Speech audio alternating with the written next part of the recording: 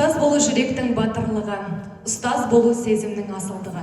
Осындай сөздерді естігеннен кейін барлығымыз ұстаздық жолдың үлкен бір жауапкершілікке толы жол екенін аңғарамыз.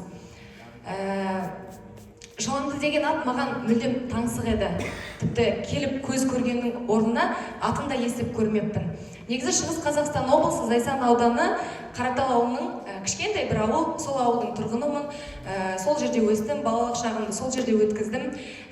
Бірақ айтады ғой бізде, ескен жел қалай қарай бағыт алса, қайық та соған қарай бағытталмақ деп. Мен отырған қайық желсіз, сусыз Жыландыға әкеп тіреді. 2016 жыл 1 қыркүйек сағат түскі 2:30 еді. Менің Жыландыға келгеніме тура бір күн уақыт өтті. Бірақ сол бір күнім бір жылдай өтті, шынын айтайын, себебі ата-анамнан жырақтағаныма, оған дейін жырақтап көрмедім, түні бойы жылап шықтым.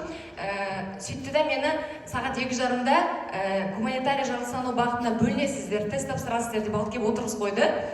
Сөйтіп тест тапсыруға қорқып отырмын да, мен оған дейін негізі бала күнгі арманым ең бірінші ұстаз болуды армандадым, одан кейін дүкенші болуды армандадым, ақшам көп болса екен тәтті жесем екен деп армандадым, одан кейін театрды қаладым. Сөйтіп қарап отырсам, адамның әр кезеңінде әртүрлі арман, әртүрлі мақсат болады екен. Әдебиет таңдаймын дегеніммен ішімде басқа қасымда қатарластарым бар, солардан есеп шығаруда қалып қалсам, ол мен үшін намыс болды да. Содан кейін қорқыныш болды, есеп шығара алмай қалсам не болады, немесе аласына түсіп қалсам не болады деп қорқып отырдым. Сол кезде есік ашылды да, ішке біздің мектепте атышулы болған Нұржігіт деген ағай кіріп келді. Үстінде дәу футболкасы бар, әлі көз алдымда, алдында дәу суреті бар, андай мультиктер көретін едік, ағайым отыр, кунг-фу панда деген сияқты. Қолында сусын тез жүрді. Сәлеметсіздер ме оқушылар, қалдарыңыз қалай? Осындай тапсырма берілді, сіздерге берілетін есеп 25-ақ есеп деді.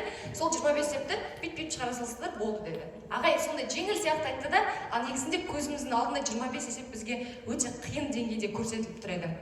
Сөйтіп сол күн өтті, бірақ 11 класста мен физиканы таңдадым, математиканы. Оған себепкер сол ағайым еді. Себебі мен ол кісіні өте қатты үлгі тұтам, әлі де үлгі тұтам. Ағай келіп қалса да қарым-қатынасымыз әлі үзілмеді. Ұстаздық жолда мен әрқашан тәжірибе ретінде, тәжірибе алмасуда ағаймен ақылдасып отырамын ылғи. Сонымен ағай мехматты бітірген. Мехматта лето деген зат бар, өздеріңіз білесіздер. Летоға екін-бір қалат еді негізі. Стипендияда құлап әрең оқып шықтым. Мен шынын айтайын, мехматқа түсу қиын, ауыр десе де, мен сол жаққа түсу мақсатым болды. Себебі ағай мехматты тек мықтылар ғана бітіреді деп айтатын еді. Сөйтіп 4-ші курс түстім оқуға, 4-ші курс аяқталатын кезде ағай қоңырау шалып, бізге қайтадан кел, карьераңды осы жақта баста, бірге біз саған үйретеміз деді. Ағай, мұғалімдік жол жауапкершілігі өте ауыр жол, мен балалармен жұмыс жасай алмаймын, олардың алдында мен сөйлеп көрген жоқпын. Тым болмағанда мен курстарға да қосымша сабақтарда беріп көрмедім, мен қорқам дедім. Ағай, немене қорқасың, кел, мен саған бәрін үйретем, балалардың алдында қалай тұру керек, қалай сөйлеу керек, кесесен бірінші деді. Сөйтіп Алматыны қимай тұрым, бірақ Алматыны қимасам да жаңағы бастапқы құрғақ суда келген қайығымен Жыландыға қайтадан келдім.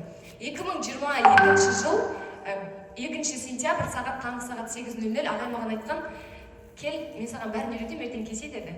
Сосын келдім, кірдім, кабинетке кірсем, балалардың бәрі маған қарап отыр.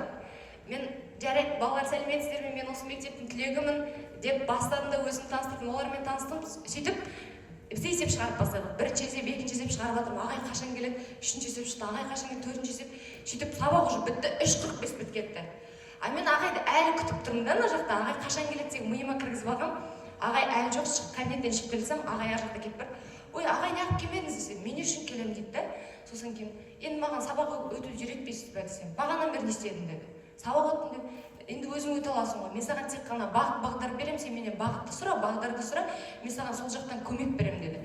Сосын мен сол кезде түсіндім, бүкіл жауапкершіліктің барлығы тек қана өзімнің мойнымда. Мен ешкімнен уже ештеңе күтпеуім керек екенін. Мұғалім болғаннан кейін мен ойлайтын едім, мұғалім қателік жібермеу керек деген ой болды менде. Бірақ жас маман болғаннан кейін барлығы қателік жібереді. Сол жіберген қателіктерімді атап өтсем, ең бірінші біз платформалармен дәстүрлі сабақ өтетін едік мектеп кезінде. Мен ойладым келгеннен кейін, менің сабағым есеп сабағы, бұл есеп шығара береміз, кіреміз, шығамыз, есеп шығарамыз, платформалардың ешқандай қажеті жоқ деп. Асылында қызықпайтын балаларды сол платформалар арқылы, заманауи технологиялар арқылы қызықтыруға болатынына көзім жетті. Екінші, оқушылар әрбір сабаққа кірген кезде балаларды 100% қамти алмадым. Әрбір классқа кірген сайын менде кем дегенде үндемей отыратын, кем дегенде 2 бала табылатын. Ол менің үлкен қателігім болды. Тағы да кірген кезде оқушылармен қандай қарым-қатынас жасау керек екенін білмедім. Бір кісі қатал бол деді, бір кісі жұмсақ бол деді, бір кісі орта жол ұстан деді. Сол орта жолдың қандай екенін тағы да оқыпадым. Одан кейін ата-аналармен тіл табыса алмадым.